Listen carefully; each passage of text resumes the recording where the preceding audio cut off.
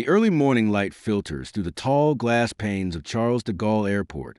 Travelers rush past, dragging wheeled suitcases, sipping overpriced coffee, scrolling through phones. Amid them walks a man who draws little attention.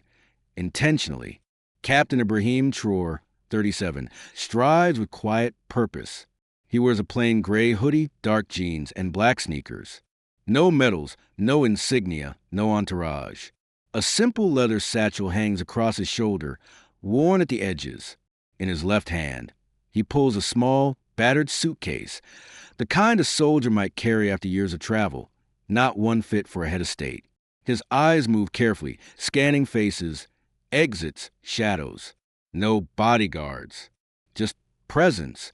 A nearby traveler bumps into him without looking up. Regarde où tu marches, mec. Traore doesn't respond.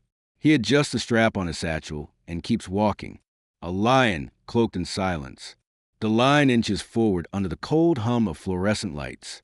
Security officers, half alert and half bored, wave travelers through with robotic gestures. Metal bins clatter on stainless steel rollers. A baby cries somewhere in the background. Traore reaches the front. He places his satchel in a tray, then removes his belt and slides off his sneakers, doing his toll without resistance. His passport, Burkinabe diplomatic but weathered, is handed over to a uniformed officer. The officer barely glances at it, muttering in French, Burkina Faso. Quelle blague! Another officer beside him snickers. Traore hears it, doesn't flinch. The first officer holds up the passport, frowning, then walks over to a barefoot, whispers something. A third officer arrives, eyes Traore from head to toe, then walks away with the document. Time stretches. People pass. Some glance curiously at the African man standing with military boots, arms crossed, expression unreadable. Eventually, the officer returns, slower this time, slightly more formal but dry. You're clear. Have a good flight, monsieur. No apology, no courtesy. Traore puts on his belt in silence, slides his feet into his sneakers, picks up his bag, walks away. But as he moves, his eyes glance to the left where a large display screen beams headlines. Traore has authority questioned by Western powers. Paris diplomats deny meeting with Burkina Faso's captain. He exhales barely. This is not home, he says to himself. The departure board above the gate flashes in bold white. Flight AF 914, Paris to Ouagadougou, boarding. A light drizzle taps on the tall glass windows as passengers begin to line up. Some wear designer coats, pulling carry-ons that cost more than a village school's annual budget. Others wear tired faces and faded jackets, the quiet brigade of the diaspora, returning home with dreams, debts, or funerals. Among them stand a man in a plain gray hoodie, dark jeans, and worn black sneakers. A simple black backpack slung over one shoulder. No entourage, no visible security, no one pushing others aside. Captain Ibrahim Traore, 37, blends into the crowd like smoke into a shadow. He hands over his passport to the Air France attendant at the counter. She flips it open and looks up twice, doing a subtle double take. Monsieur.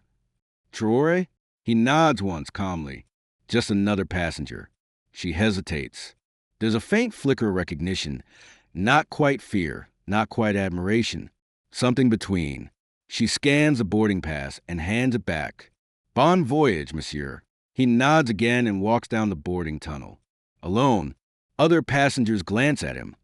Some with idle curiosity, others with quiet judgment. A few whisper. One young man with dreadlocks nudges his friend in French. C'est lui. Non? Le président militaire. Le gars du Faso. His friend shrugs, unsure. In this outfit, Traore could be anyone. A student, a teacher, a tired father. As he walks the narrow corridor toward the aircraft door, he feels a hum of the plane beneath his feet. He pauses briefly, places a hand against the side of the aircraft, not dramatically, but like a silent prayer. A steward greets him at the door. He walks past the first-class seats, barely glancing at the luxury, past business class, toward the back. He takes his place in economy seat 22A next to the window. He stows his backpack under the seat. No laptop, no documents. Just a notebook, a pen, and a tightly folded national flag tucked in the inner lining. He looks out the window as the cabin fills. No one speaks to him directly, but more and more eyes linger. And somewhere, in that strange nowhere between pride and suspicion, a nation's burden sits quietly in an economy seat, watching the tarmac blur with morning rain. The cabin shudders slightly. A mechanical with crescendos as the engines roar to life. The flight attendants buckle in. Tray tables are locked.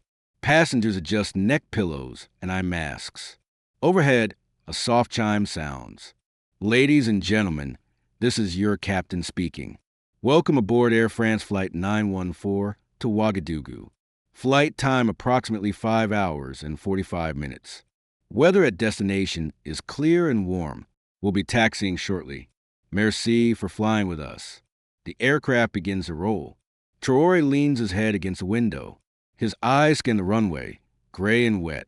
Paris disappears behind fog and cloud a city that applauded him in silence, then whisper behind his back. The wheels lift, a soft thud in his chest as gravity loosens its grip. France grows smaller beneath him, a mosaic of controlled towers, suburbs, and centuries of colonial echoes. He closes his eyes.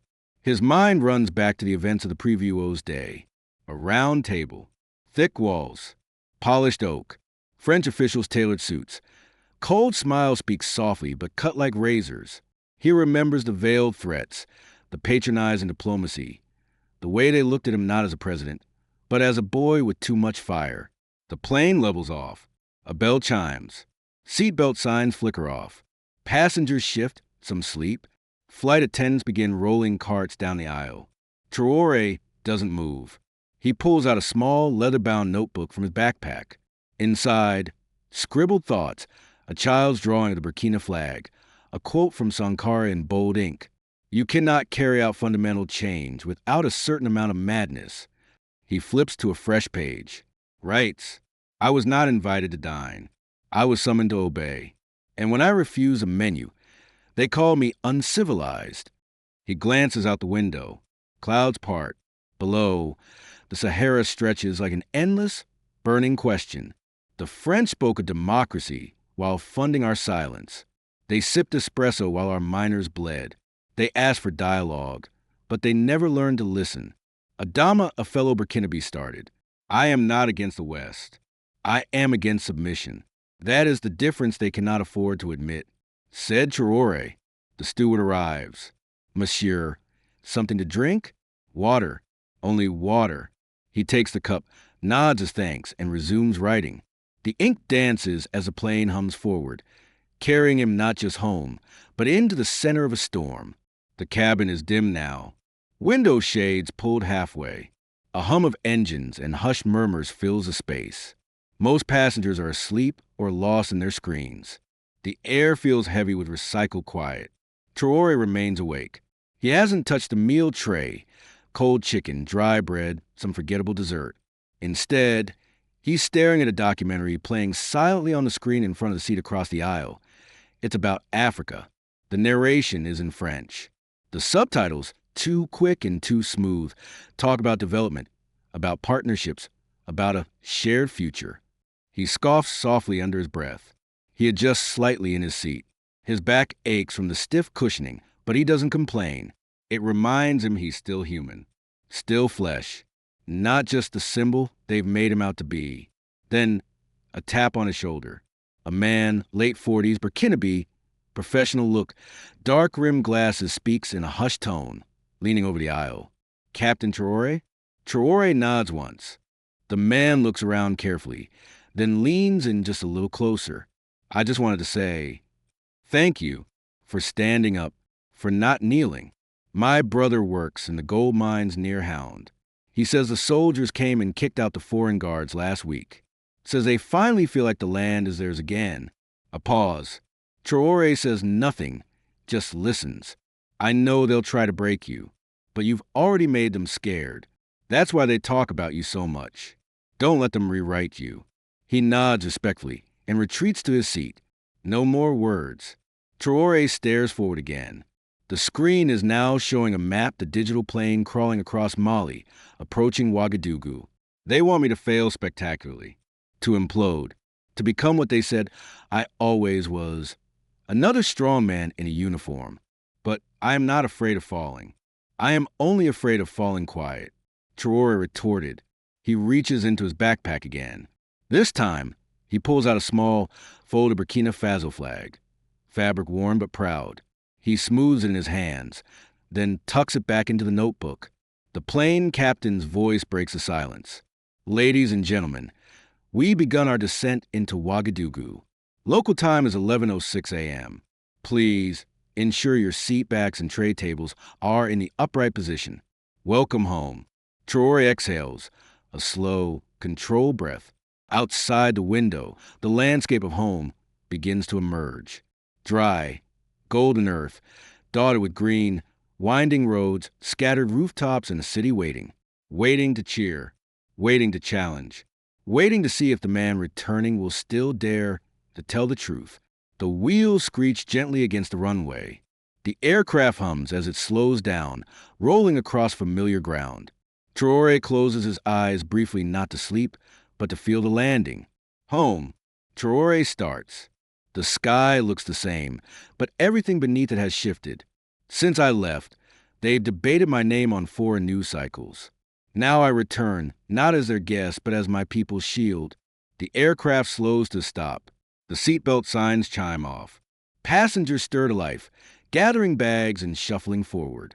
Here's a collective breath. The kind people take when entering a country where reality is both a hope and a burden. A stewardess offers Traore a formal smile as he steps into the jet bridge. Merci pour votre calme, monsieur. He nods, no smile, just presence. The doors slide open. Heat rushes in like a memory. Not just warm Burkina heat, dry and raw, with a scent of earth and movement. The terminal is lined with guards, not French train suits, but local soldiers in new, unmatching fatigues. Young, serious. They don't salute. They nod as brothers. A man steps forward. It's Colonel Kabor, same steel-eyed veteran from the palace, flanked by a few loyal officers. Low but firm. Welcome back, Captain. Traore smiling faintly. It's still standing. Barely. But they know you're coming. Half the capital's eyes are outside the gate. Says Kabor. Outside, a crowd is gathered. Organically, chaotically, passionately. No red carpet. No official procession. Just people. Mothers in wax print. Students with hand-painted signs. Old men holding up portraits of Sankara next to a photo of Traore. Flags wave. Cell phones rise. The air cracks with chants. Crowd chants. Ibrahim. Capitaine. Notre voix. Traore exits slowly, flanked by his aides. For a moment, he simply looks. No speech, no gesture, just presence. He raises a hand. The chant grows louder. But behind his gaze, that same stillness, that weight, that resolve. This is not a victory. This is an oath renewed. The flight is over, but the descent is just beginning. The motorcade moves slowly away from the airport, its headlights piercing the darkness. A quiet hum fills the air as the convoy, flanked by heavily armed military security, exits the premises. The airport, once bustling with the sounds of arrivals and departures, now stands eerily still. The city of Ouagadougou stretches ahead, its streets quiet, almost holding its breath as the procession winds its way through. The convoy is unassuming yet formidable. Black SUVs, armored jeeps, and military trucks move with deliberate precision. The soldiers, poised and alert, scan every corner of the night, ensuring no threat goes unnoticed. The presence of the military is unmistakable, a reminder of the gravity of the moment. Inside the lead SUV, Traore sits in silence, his eyes fixed on the road ahead. His mind churns with thought of the journey to come, the challenges that await him, and the choices that will shape his legacy. Yet, for the moment, all he can do is move forward. The motorcade passes through the city's edges, leaving the airport far behind. The hum of the engines blends with the distant sounds of the night. The simple presidential escort recedes into the night. leaving behind a quiet yet undeniable sense of power and purpose. As the convoy moves deeper into the city, the lights flicker, casting long shadows across the streets. In the distance, the silhouette of the presidential palace looms, waiting. The journey, though silent, carries the weight of history.